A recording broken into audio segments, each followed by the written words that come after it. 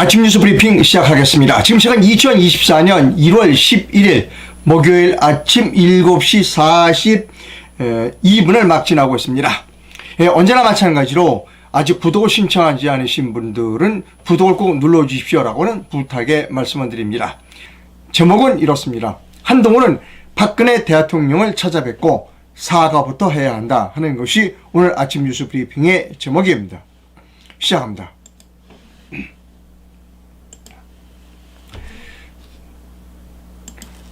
어제 이재명 씨가 퇴원했습니다.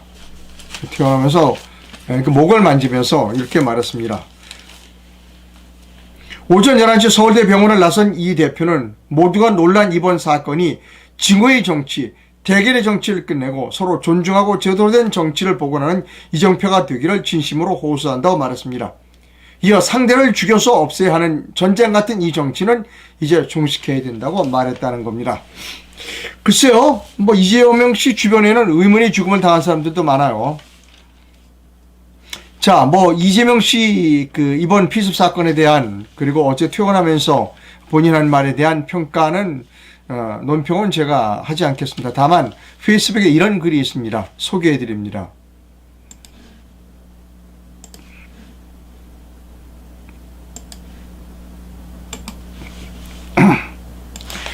헬기 타고 호들갑을 떤 거에 비해 반창고 하나 붙이고 나온 걸 보니 참 싱겁고 허무합니다. 최소한 들것을 실려 나와야 좀 드라마큰 거 아니냐라고 하는 견해를 읽어드렸습니다. 자, 그런데 특이하다고 그럴까요? 매우 중요한 이야기를 청정래 씨가 했어요. 이렇게 얘기했습니다. 청정래 씨가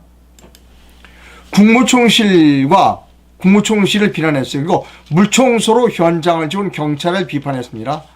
현장 사진, 그리고 자기가 찍었다라고 하는 현장 사진을 공개했습니다. 사건 현장은 폴리스 라인을 치고 현장을 보존하는 게 상식인데 경찰은 즉시 물청소를 했다라고 비난했어요. 그러면서 자기가 찍은 사진을 공개했어요. 자, 그럼 정정래 씨가 찍은 그 현장 사진을 여러분께 보여드리는데 깜짝 놀랐어요. 피가 흥건합니다.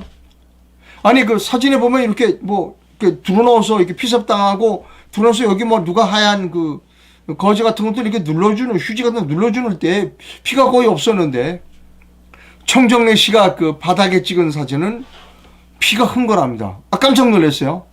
그런데 여러분께 이 피를 다 보여드릴 수가 없어서 제가 이렇게 하얗게 좀 칠을 해놨습니다. 하얗게 칠한 부분이 전부 피라라고 생각하시면 됩니다. 보여드립니다. 깜짝 놀랐어요.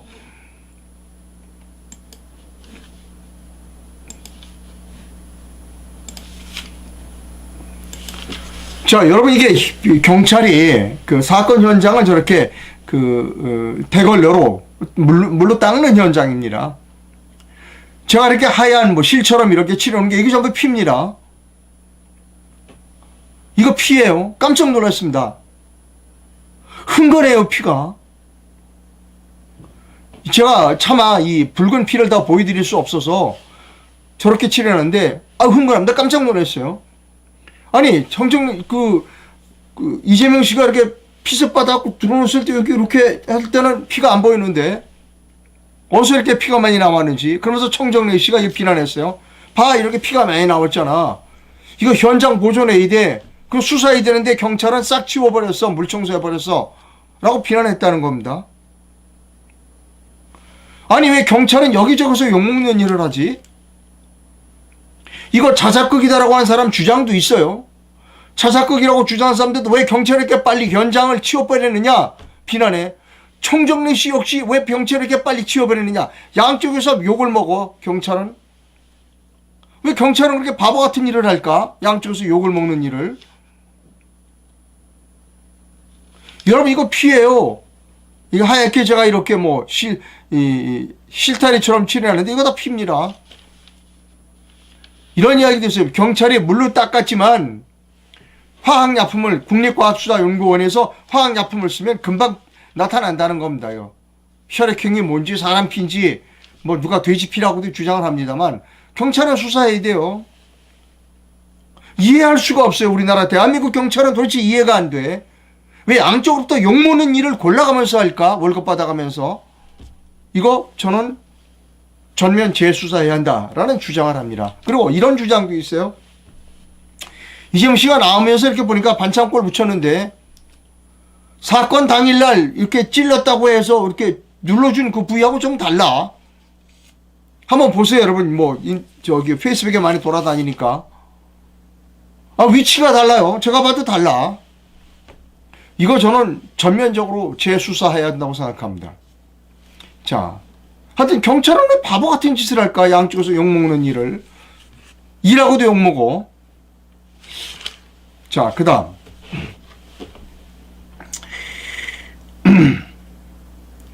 오늘 중앙일보에 이런 칼럼이 있는데요. 중앙일보가 연일 글쎄 좀 한동훈을 비판하고 있습니다.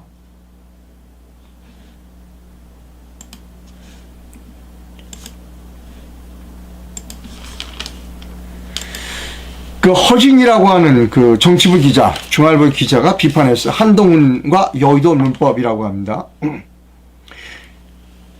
지금 한 위원장이 여의도 문법 수준은 어떨까? 옛날에 여의도 사투리라고 그랬으니까. 미안한 얘기지만 아직 측정 불가다. 이른바 김건희 특검법과 관련해 용산 대통령실이 뜻에 반하는 말을 한마디도 못하고 있다. 아직 여의도 문법이 어색한 건지 아니면 실력을 숨기고 있는 건지 모르겠다. 대신 그는 여전히 서초동 사투리 혹은 서초동 문법으로 대화하는 게 편한 것 같다. 그는 기자들하고 같이 다니는데 기자들 질문을 받지 않는다. 질문을 자주 피한다. 기자들을 같이 다니면서 질문할 기회도 주지 않는 게 한동훈이다. 그건 정치인으로서 상상할 수, 여의도 정치인으로 상상할 수 없는 일이다. 여의도 사투리를 쓰면서 서초동 문법을 고집하는 건 몸은 여의도에 마음은 서초동에 있다는 이야기다. 는 것이다. 비판하고 있습니다. 자, 한동훈 비상대책위원장이 부산에 갔어요.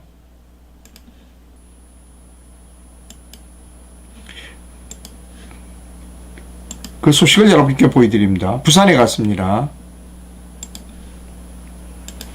한국경제신문입니다. 1박 2일 동안 부산을 찾은 한동훈이 이렇게 얘기했어요. 산업은행 본점의 부산 이전을 반드시 통과시키겠다. 사는 본점의 부산 이전은 부산 지역의 수건 사업이다. 는 겁니다. 산업은행이 부산에 안 내려갈 이유도 없고 반드시 내려오게 될 것이다. 는 거예요. 그러면서 산업은행 본점이 부산으로 내려오려면 우리 국민의힘이 총선을 이겨야 된다라고 주장했습니다. 여러분, 저는 국토의 균형 있는 발전이라는 명목하에 서울에 있는 여러 기관들을 지방으로 이렇게 내려보내는 거 절대 반대합니다. 그거 표퓰리즘이에요. 그거 그 정치인들이 표를 받기 위한 가장 못된 짓거리입니다. 여러분, 우리나라 지금 공기업 여러 개 내려가 있죠. 한전은 나주에 내려가 있고 난리치고 있어요. 그게 국가의 발전에 도움이 될까요? 오히려 국가의 경쟁력만 갉아먹는 아주 나쁜, 아주 못된 표퓰리즘입니다. 지금 한동훈이가 부산에 가서 내가 산업은행 일로 내려오겠습니다. 그러면 광주에 가서 뭐라고 그럴 거야? 뭘 내려보낼까? 그럼 대구에는 뭘 내려보낼까? 제주도 내려보내야 될 거 아니에요. 춘천도 내려보내야 되고. 대표적으로 못된 짓거리를 하고 돌아다닌다는 겁니다. 자,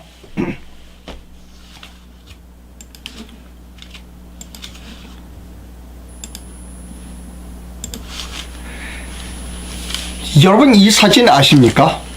윤석열 대통령 후보 시절입니다. 광주 5.18 묘지에 가서 비석을 끌어안고 울먹거리는 장면입니다. 자, 그럼 이 장면 보여드릴까요, 여러분?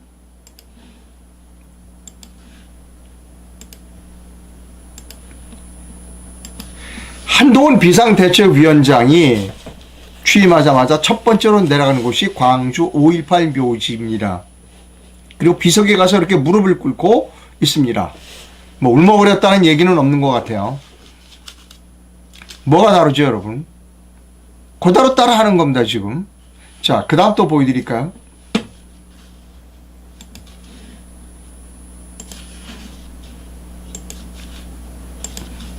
조선일보 기사예요. 윤석열 대통령에 이어 한동훈이도 찾았다. 구인사, 이게 절이에요. 어떤 곳이길래? 라고 하는 겁니다. 자, 기사를 읽어드립니다. 윤석열 좌측의 사진입니다. 윤석열 대통령이 지난해 10월 19일 충북 단양 구인사를 방문해 대조 사전에 참배한 후 이동하고 있다는 겁니다. 오른쪽 사진은 한동훈에 관련된 사진입니다. 제 얼굴은 좀 빼야 되겠습니다. 한동훈 국민의힘 비상대책위원장이 9일 오전 충북 단양군 구인사 광명진에서 열린 상일원각 대조사 단신 112주년 봉축법회에 참석했다는 뉴스입니다. 여러분, 뭐가 다르죠? 뭐가 달라요? 똑같다니까요? 그런데 하지 않는 게 있어요. 윤석열은 하는데 한동훈이는 절대로 안 하는 게 있습니다. 그거 보여드립니다.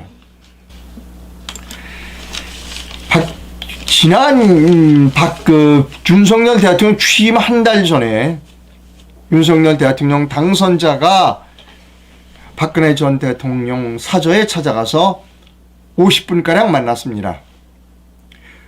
윤석열 당선인은 박 전 대통령을 만난 뒤 기자들에게 이렇게 말했습니다. 아무래도 지나간 과거가 있지 않는가. 그래서 인간적인 안타까움과 미안한 마음도 말씀드렸다고 말했습니다.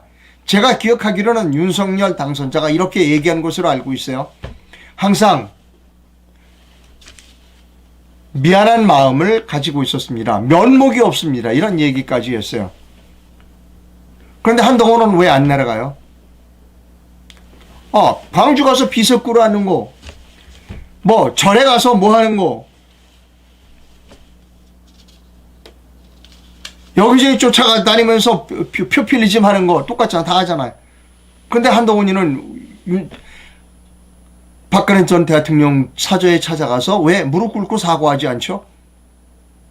여러분, 이렇게 말씀하시면 한동훈이가 왜 사과해야 돼? 한동훈이가 왜 박근혜 전 대통령에 찾아가서 사과해야 되는가를 여러분께 보여드립니다. 법률신문, 법률방송입니다. 자, 시작합니다. 시작하겠습니다. 오늘 첫 소식입니다. 피고인은 대한민국 헌정사에 지울 수 없는 오점을 남겼다. 국정농단 재판 박근혜 전 대통령에 대한 1심 결심 공판에서 검찰이 박 전 대통령에 대해 징역 30년에 벌금 1,185억 원을 구형했습니다. 박 전 대통령에 대한 구형 사유를 밝히면서 검찰은 국정을 농단의 헌법 가치를 훼손했다고 준엄한 어조로 박 전 대통령을 질타했습니다. 결심 공판에 신세아 기자가 다녀왔습니다. 자신에 대한 재판은 정치 보복이라며 재판을 자, 여러분, 하고 있는 박근혜 여기까지 보여드렸습니다. 결심 공판에도 나오지 않았습니다. 검찰은 그런 박 전 대통령의 한동훈이 결심하고 비판했습니다. 박근혜 전 대통령에게 국정농단을 세정일관 부인하며 어떻게 했다? 30년을 구형한 사람입니다. 그리고 1,180억 원인가의 이 벌금을 추징한 사람이 이겁니다. 그때 뭐라고 그러냐면 이런 얘기를 했어요. 국민에게 위임받은 권력을 자신과 비선 실제 추순실을 위해 직무 권한의 사유와 남용해 국정을 농단하고 헌법 가치를 훼손 유린했다고 시건방을 떨었어요.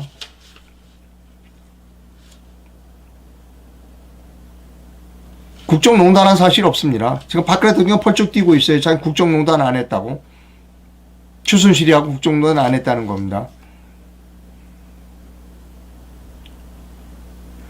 한동훈은 그만두고 다른 거 다 그만두고 오늘이라도 대구 달성 사저에 가서 박근혜 대통령 찾아뵙고 무릎을 꿇고 죄송합니다, 사과드립니다는 말을 해야 한다는 겁니다.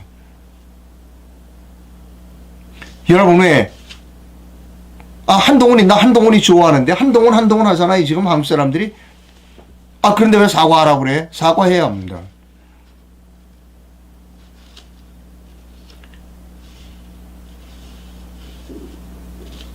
여러분, 사람은 잘못을 하면 뭐 법률적인 건 후의 문제이고 본인이 잘못을 깨달았을 땐 자기가 피해를 입힌 사람에 찾아가서 사과하는 것이 인간적인 도리입니다.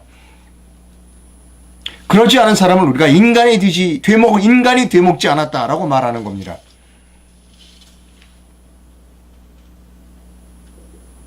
여러분, 한동훈의 진면목을 오늘 보신 겁니다.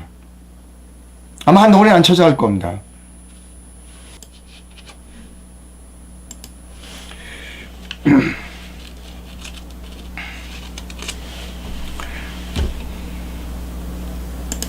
조희대 대법원장에 대한 말씀을 드려야겠습니다. 조선일보 기사입니다. 조선일보인가요? 잠깐만요.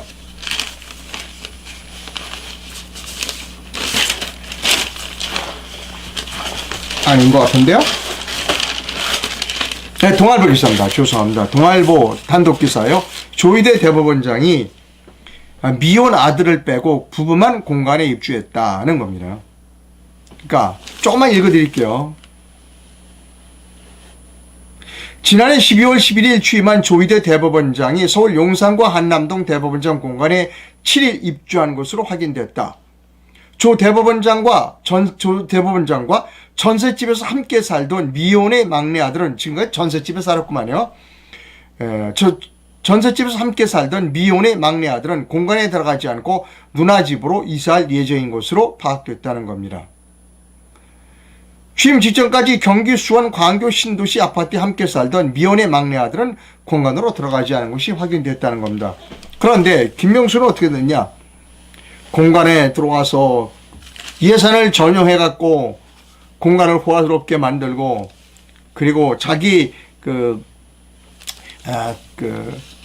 아들 내외를 아직 분양받은 아파트 완공 안 됐으니까 들어와서 살게 하고 뭐 별 난리를 다 쳤다. 그런데 조희대 대법원장은 그렇지 않았다.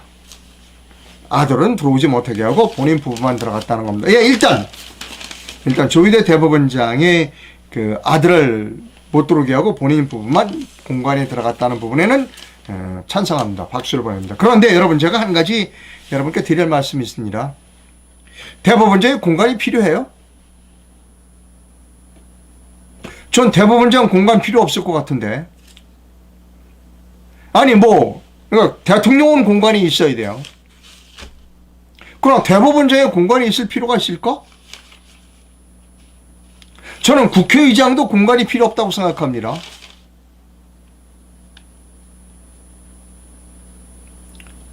이제 필요 없는 건 없애자고요.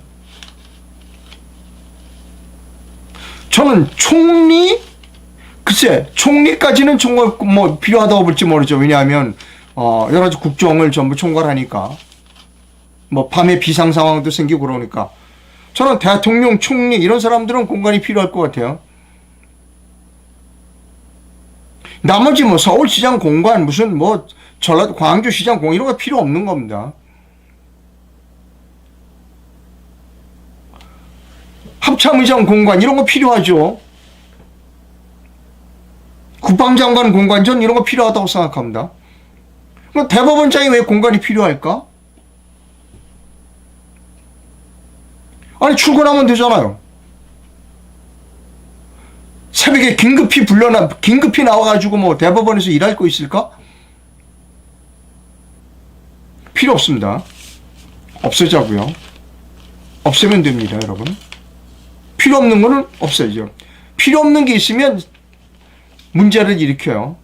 뭐 일단 자기 아들하고 같이 들어가지 않은 조희대 대법원장에게는 박수를 보내지만 근본적으로 대법원장 필요 없다, 공간 필요 없다 하는 것이 제 견해입니다.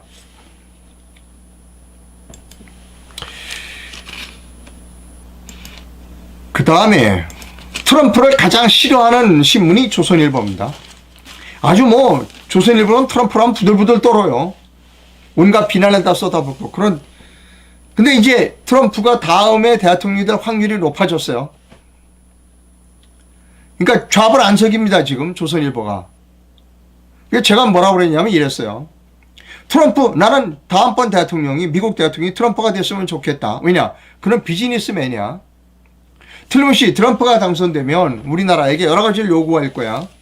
오케이, 들어주고 대신 우리가 핵무장 하겠다. 바터할 수 있다는 겁니다. 트럼프는 지난번 대선, 처음 대통령 경선 때 한국과 일본에 핵무장 해줘야 된다. Why not? 왜 못 해주게 해? 해줘야지. 그렇게 되면 우리가 국방비를 줄일 수 있어. 이게 트럼프입니다. 문재인이가 싫다고 그랬어요. 문재인이가. 저는 트럼프가 대통령이 되면 환영한다. 그리고 이제 드디어 현실적으로 조선일보도 인정한 겁니다. 야, 트럼프 되면 전화위복의 계기를 만들자. 핵 추진 잠수함, 핵무장을 허용하는 방법으로 우리가 트럼프를 이용하자라고 조선일보의 유용원 군사전문기자가 글을 썼어요. 하지만 전문가들은 트럼프의 재집권이 우리에게 위기일 뿐만 아니라 기회가 될 수도 있기 때문에 지금부터라도 대비 전략을 치밀하게 세워 전화위복의 기회로 삼아야 한다고 지적했다. 통큰 트럼프 스타일을 활용해 방위 분담금을 대폭 증액하는 등 미국 요구사항을 첨포 수용하는 대신 한미 원자력 협정 개정과 핵 추진 잠수함, 핵무장, 잠재력 등에 대해 미국의 양보를 받아내는 이른바 빅딜론도 제기된다는 겁니다. 저는 처음부터 주장했어요.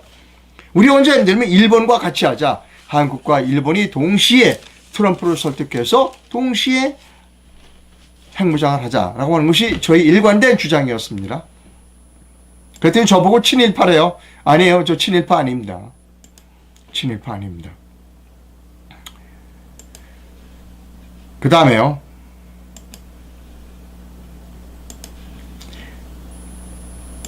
이제 뭐 어젠가에 윤석열 대통령이 아마 일산에 가가지고 이거 일산집이 굉장히 낡았네요.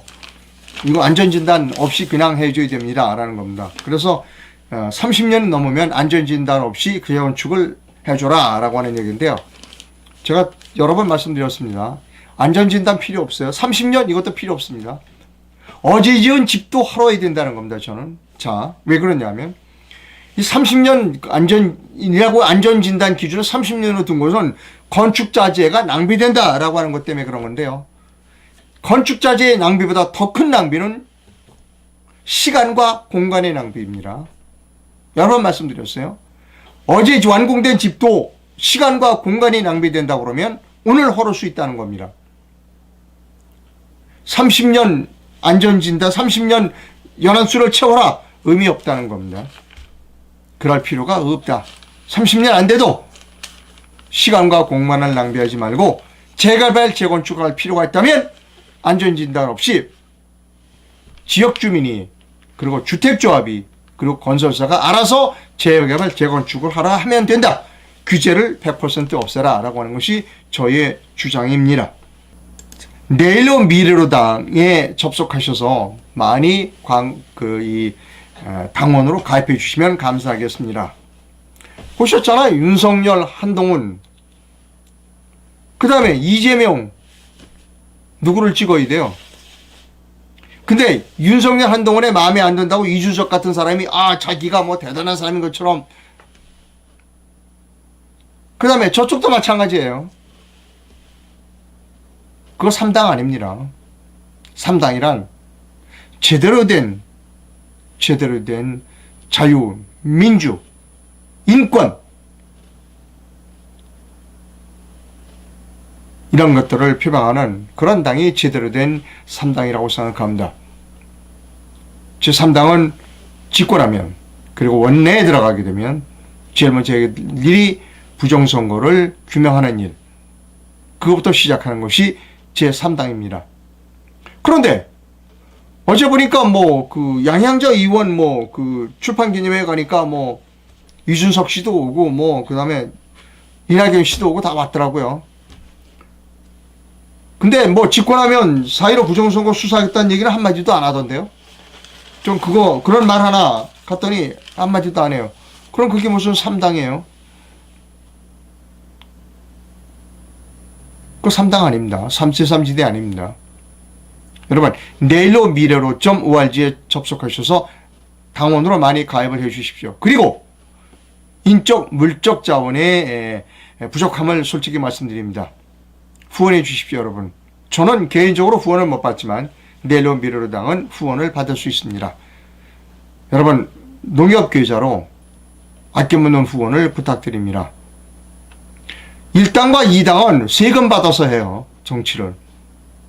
세금은 두렵지 않아요. 그 사람들이. 마구 써도 된다고 생각하는 사람이 그런 사람들입니다. 그게 세금입니다.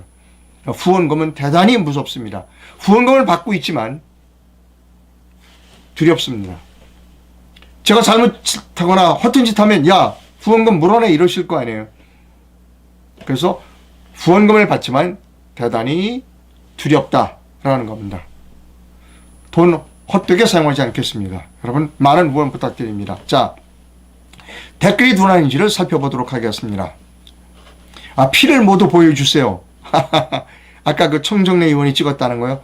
흥건해요, 흥건해. 청정래 의원 페이스북에 들어가 보세요. 경찰이 청소하는 게 이상하죠. 청소는 관할구청에서 하는 건데 저도 이상해요. 경찰이 뒤에 경찰이라고 쓰고 경찰이 청소를 해. 대한민국 경찰 이상한 놈 경찰입니다.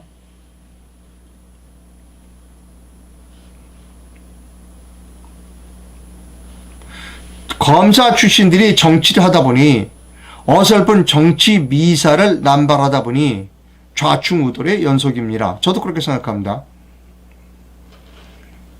한동훈은 말로 정치를 하는가? 5.18도 헌법에 넣고 좌파 정책만 한다. 세종으로 공무원을 내려보니 나라가 쪼개진다. 그게 박근혜의 최고의 실패작이다. 그때 이명박 대통령은 그랬죠. 세종의 행정도시를 만들고 기업도시를 만들자라고 이명박 대통령이 말했어요. 저는 이명박 대통령의 말대로 그걸 기업도시로 만들었어야 한다고 생각합니다.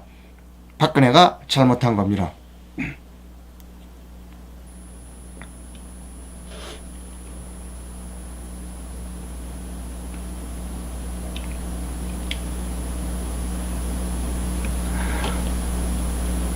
그 절이 구인사 전북 완주군에 있나 보구네요. 글쎄요. 절에 가서 불공 드리는 거예요. 뭐라고 그럴 수가 없죠. 근데 박근혜 대통령을 먼저 찾아가야 되는 거 아닌가요? 그게 인간된 도리 아닌가요?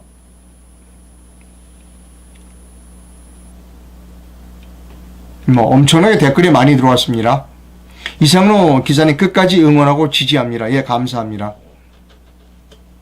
조중동이 대통령을 만드는 정치 시스템을 바꾸자는 캠페인도 좀 하시죠. 예, 필요합니다. 우리나라는 제가 81년도에 문화방송에 입사했는데 선배, 국회를 출입하시는 선배분이 계셨어요. 오늘 깜짝 놀랐어요. 국회의원 이름을 들먹 그러면서 야, 걔 내가 만들어줬어. 국회의원 만들어줬다는 겁니다. 선배 국회 출입하는 기자께서 여기서 야 기자가 국회의원도 만드는구나. 요즘은 대통령은 그리고 권력은 중앙선거관리위원회가 만든대요. 그 다음에 조중동도 무슨 얘기야 내가 만들어. 우리나라 대통령은 국민이 안 만드는 것 같아요. 언론과 중앙선거관리위원회가 만드는 것 같습니다. 이게 올바른 나라예요? 구인사는 충북 단양에 있다고 그러네요. 제가 아까 잘못 말씀드렸는데 충북 단양에 있다. 예, 구인사는 충북 단양에 있다. 예. 자, 방송 시청자 여러분 대단히 감사합니다. 내일 뵙도록 하겠습니다.